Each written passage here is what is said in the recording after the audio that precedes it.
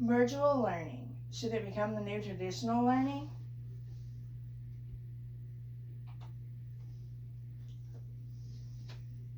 I would like to ask each of you to think back to the memories you have during the time you received an education.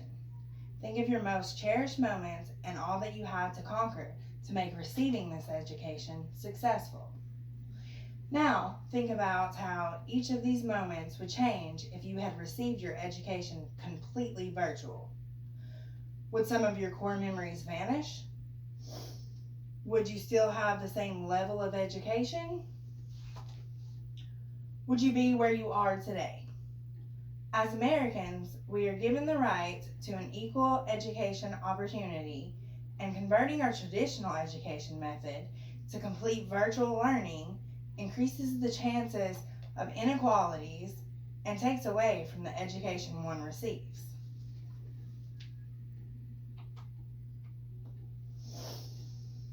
As written in the web article, Understanding Education as a Right, when a state has ratified a treaty that guarantees the right to education, it has obligations to respect, protect, and fulfill this right.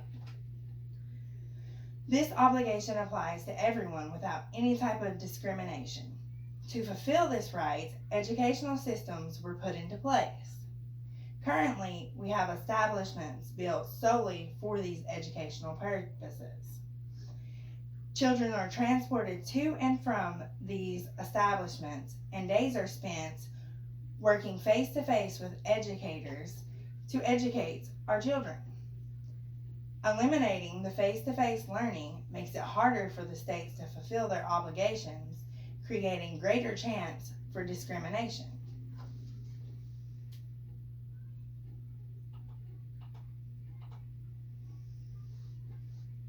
The educational system that we currently follow may not have yet been able to 100% effectively eliminate all discrimination, but converting to complete virtual learning would only send us backwards.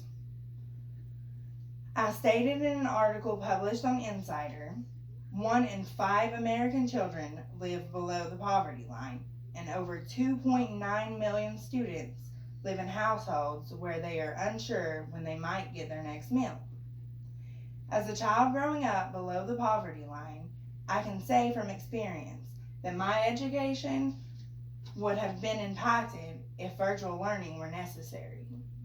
With both my parents working full time, making sure my educational needs were met would have been almost impossible. Not to mention the extra cost needed to provide me with the tools necessary to succeed. Unfortunately, many Americans are faced with these exact struggles today. So, converting completely to virtual learning would add greater struggles to these families.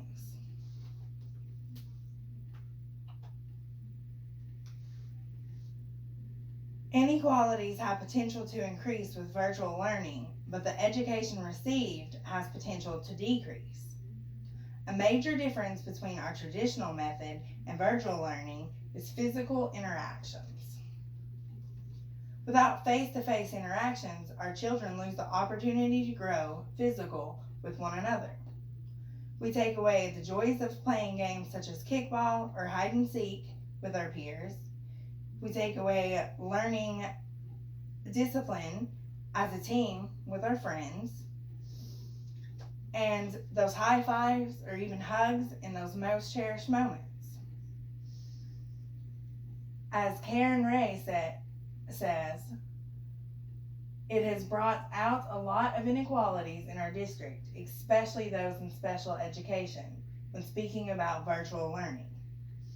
So we take away education from those with disabilities who thrive on physical interactions.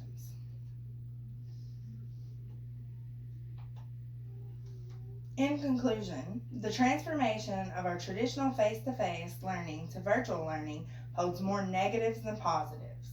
It allows for greater inequality and takes away from a child's education, making it more complicated for states to honor their obligation of equal education opportunities.